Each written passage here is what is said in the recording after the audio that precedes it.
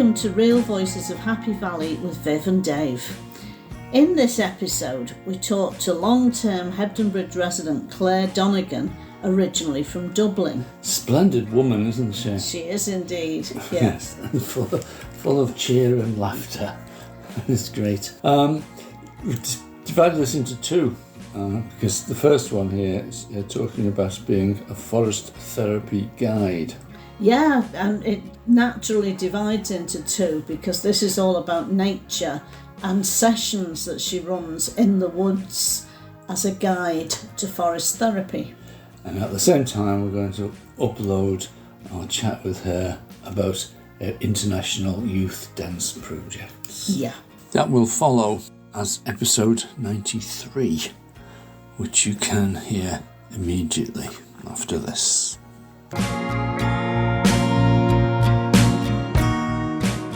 So here we are in a lovely room. Thank you. In Hebden Bridge with Clare Donegan. Now, we've known each other for a very long time. We have indeed. Yes. And you've done lots and lots of creative things. I try, Dave. Environmental things. Yes. So what projects Oh, yeah. are you involved in at the moment? Okay, Dave, here we go. So at the moment, there's a couple of things that are quite alive in me. I feel like, though, before I say that, I feel like I always come to three kind of pillars of inquiry. And one of them is creativity, as you know, and we'll talk a little bit about the dance exchanges if you wish in a mo. But another is the very much contemplative engagement I have with the world. So I am a Zen Buddhist from my sins, and I do teach mindfulness as well, and I'm trained in that, and my master's was in that, and I'm just very interested in the deeper side of life, and I kind of always have been. I'm interested in the mystery. I'm interested in not knowing everything. Yeah, and growing up in Ireland was a bit tricky. And when I found the Tao Te Ching by Lao Tzu at the age of 15, I was kind of over the moon because I saw this beautiful paradoxical poetry that showed a really, really, what I felt and still stand by, very, very complexly, wisdomly, simplistically, if these words exist, beautiful way of being in the world. And I knew that I was alive, but I knew I wasn't very happy when I was growing up. And I knew that wasn't quite right. And this was in Dublin? This was in Dublin. Now, there was amazing moments, don't get me wrong, and some of the amazing moments began by looking out the window and seeing the mountain range of the Dublin Wicklow Mountains and going, hey, I can go there for a bit of refuge, you know, and go there and have some time with the trees. And that really still feeds me just to where I am today. And another moment that was pivotal was realising that I needed a motorbike. So at the age of 14, I got my first motorbike. Is that presumably that's not legal for well, we won't 14-year-old? We won't go into that. No. We won't talk about that. But I had a Honda CG 125 for my sins, and I took it over to the TT and everything. And then I progressed and eventually ended up with a beautiful Kawasaki Z 4-cylinder 650 chopped up Street Fighter that I drove from Dublin to Italy. Wow. And spent a few years then driving around, and I got into a little bit of racing as well. And basically a couple of things I'd say about growing up in Ireland. I'd say four things that really, I've never said this before, that kind of shine up when I think about the past, yeah? The early years, the bronze years, the beginnings, I don't know what, the clay. They say that we come from the earth, we're made of clay. So, the contemplative side, so the Tao Te Ching, as I briefly mentioned earlier. The freedom side, getting on that motorbike, opening it up, away you go. Creativity, I was like this weird little multi-talented artist where I was kind of quite good at drawing, painting, dance, bit of music, and I was winning competitions. But because of how things were at home, I wasn't really encouraged to study anything in particular. So I never really went into any of them when I was young, except just my own kind of scrapping around. And that's also fed me in a good place, though, to where I am today, funnily enough. And then finally, so freedom, contemplation, creativity, and nature being the friend. Nature, knowing that nature was always there for you, no matter what. When your parents weren't, the trees were. And that was a real godsend, you know. And I remember once when I arrived in Glendalough, which is like known as the Garden of Ireland, where a lot of the Book of Kells was written with St. Kevin, etc. And there's most beautiful round towers. And I remember arriving on the bus, the coach, you know, with all the kids and all the mayhem and the nuns, and just getting off the bus and just lying in the grass like a star. And the nuns, and just feeling the grass and just feeling the earth holding me. And the nuns going, "What are you doing, Clare? Get up off the grass." And I was like, "No, I'm not getting up." And then one of them kindly said, "You're at home there, aren't you?" And you know, when you're young, I was about 8, 9, I don't know exactly, that really resonated. And that's very much still the case to today. So to go back to your question, one of the things I'm doing at the moment, which I started when I got poorly. I got very, very poorly when my mum died. Sorry. And I was, thank you. It was all a bit too much, you know. I helped her pass. She passed in my arms, etc., etc. And I got very poorly. I was kind of garden bound for 4 years. And I got shut of it naturally by healing. I healed it naturally, which was really challenging, and the doctors are really surprised I managed to pull it off, but I did. So please God, that'll continue, yeah. It's an autoimmune condition. But that was when nature became a sanctuary again. A big, big sanctuary. And it was in that period that I started training to be a forest therapy guide. And that is based on the adage that the forest is the therapist and I am the guide holding space, bringing people in for them to have whatever experience they need through a series of guided invitations in a woodland or forest. So I've been doing that for the last 5 years. And it's a part-time gig and I adore it.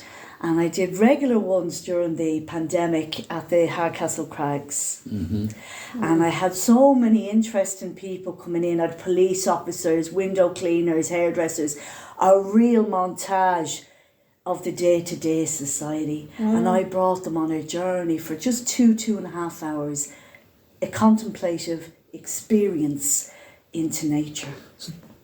Tell us about the guide element of that. So the guide element, good question. The guide element of that is essentially that I'm the person, Carl Jung calls this holding space or holding the container.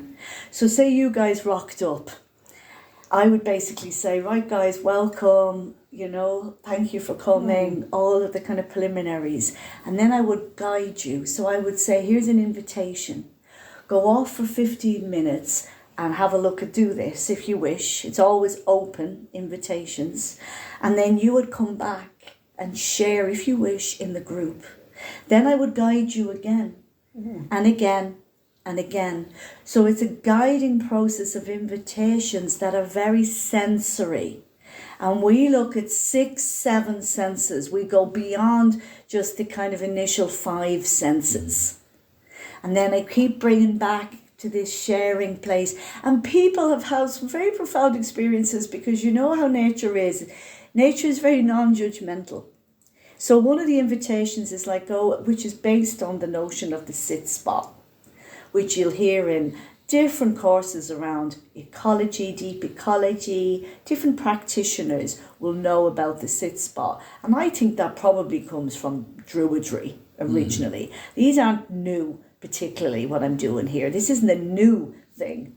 It's based on very old practices. I mean, the Irish have always gone to the woods for healing and restoration. And I know when I was growing up in Dublin, there used to be a blackbird who used to visit regularly in the garden. And my mum would be like, oh, that's my best friend. I know its name, I know its game. And we have a smoke together. You know, it was like a complete relationship. And there was nothing weird about it. It was normal.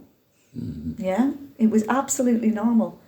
So I grew up with that, to be fair, you know, and that definitely would have been a bit of an influence. I think it's very normal to sit with a tree and have a moment where I might ask a question. Now, I'm not thinking the tree is talking back to me. I'm not there. That's not where I am. But I'm feeling a sense of my own intuition sparking up, and the tree is providing the answer, but really it's coming through me. Yeah. So it's just a way of being in a contemplative, deeper place, out of the monkey mind, out of the, oh, what's right, what's wrong, I don't know, I do know, I want this, I don't want this. It drops down from that, a bit like the way tea leaves settle in a cup. And when we're in that more quieter place, that's where the healing can happen. And in my case, I was full of inflammation, and that definitely had a big impact on my healing. Because I've gotten shut of something that I'm supposed to have for life. You know what I'm saying? And that was a huge part. Not the only part, but it was a big part. So does that answer your question? I think so. And I'm interested in what you said. There's a wide array of policemen and people with various backgrounds. Yeah. Not necessarily talking about occupations, but they're bringing their life experiences. Yeah. And then they're opening up. Yeah, exactly. To themselves as much as more to themselves than to you. I'm sure. Yeah. And that takes a bit of time. It just seems like a very straightforward question, but I don't think it's a straightforward answer. What are they getting out of it? For me, the question is more not what am I getting out of it, but how can I be in partnership with nature? Right. So I think people open up to a sense of partnership. So that in itself is something they get out of it, isn't it? But it's also giving back. Because our society, as we know in the West, is very geared to take. And this is why the emphasis on how can we work in kind of reciprocity. Now, that's not to say that people haven't said, well, that really helped me with grief. Oh, wow, I was so relieved to be able to be in the woods like I was as a child. Because a lot of people, myself included at times, go to the woods and I might be on my phone. Or I might be just completely thinking of something so far removed from the woods that I may as well just be sat in the bloody kitchen. I'm not actually there. So to engage like that is you're opening up yourself in a way that's, well, like I said, can be very healing. And we all need healing no matter who we are, because being alive is no joke. It's tricky. And we know that it's tricky. And yet we come from the trees. We grew up, as you know, around the savannah. So what better place to go back to regularly in a way that's safe and held? And I say safe because, you know, a couple of the police officers did say a few mad things. Like, a few of them were quite tricky to engage because they were so used to going into the woods to maybe investigate like a murder. You know what I'm saying? And here I'm asking them to sit with a tree. You know, that took a while. That's why the practice has to be slow. And I'll tell you, the first hour of the practice, and again, myself included here, it can be a struggle. Because the last thing you might want to be doing is on a damp day being told to watch what's in motion. That's all you might do for 15 minutes. Just watch what's in motion around you in a damp woodland in Yorkshire. Like, what the hell, you know? I've got things to do. I'm supposed to be up, you know what I'm saying? Because the mind will do that. It'll try and get you to do everything. Well, the ego, consciousness, try and get you to do everything except maybe what's actually what you really need. Which could be just to be kind of quiet and connecting. So people get a whole bunch of things from the experience. I've got loads of stuff on the website about that. But for me, the thing that's most brilliant is when people they look different at the end of it. They've calmed, they chilled, they're like, oh my God. And I feel it. It's the only job I've ever had for a whole space for people, and I feel chilled by the end of it. And I'm not like, right, whoo, that was quite a workshop. It's, it's like, oh, wow, I actually feel really good as well. Because being outside, as we know, does all sorts of things chemically to the body. I mean, this practice, do you want me to say a little bit about where it originates from? Yeah, go on. In terms of the contemporary sense. Mm-hmm. So I think it was, I'm going to say 85, 86, okay, in Japan, right, a place that I'm planning to go to in 2026. They basically were experiencing an awful lot of stress, and they still do, as I'm sure you probably know about. Yeah, right? I was just thinking, I associate Japan, big cities and people rushing around and there's so much that's not like that as well. Yeah, right. So it's good to hear the other side. Oh, well, the other side is the very, very, very ancient side. And the ancient side, well, I can say more to that in a second, but basically in the 80s, a guy who headed up the Department of Forestry and Agriculture decided that there was a method, that there was a way of being in the woods, because Japan has loads of practices. And as a Zen Buddhist, I know a bit about them, but not all of them. They have things like feeding fish, is gazing at petals. You will literally sit in Hanami season and you will just gaze at the beautiful cherry blossoms for several hours. That's all, nothing more. And that can be, again, deeply nourishing on the nervous system.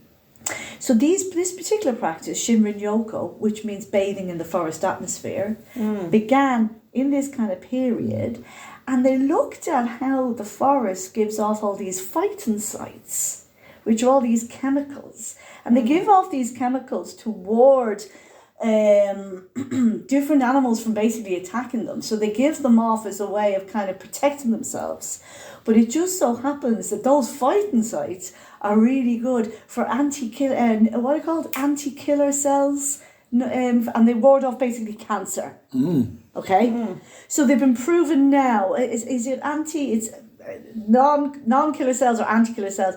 They've proven now, there's loads of science backing this up, loads of peer reviews, showing that actually just spending time in nature in a guided way is a bonus, because otherwise you might get on your phone, is a way of not only restoring the nervous system, but it's a way of actually breathing in. So deciduous, dark green forests are your best bet for this, your conifers. Right? Broadleaves do as well, but your conifers particularly.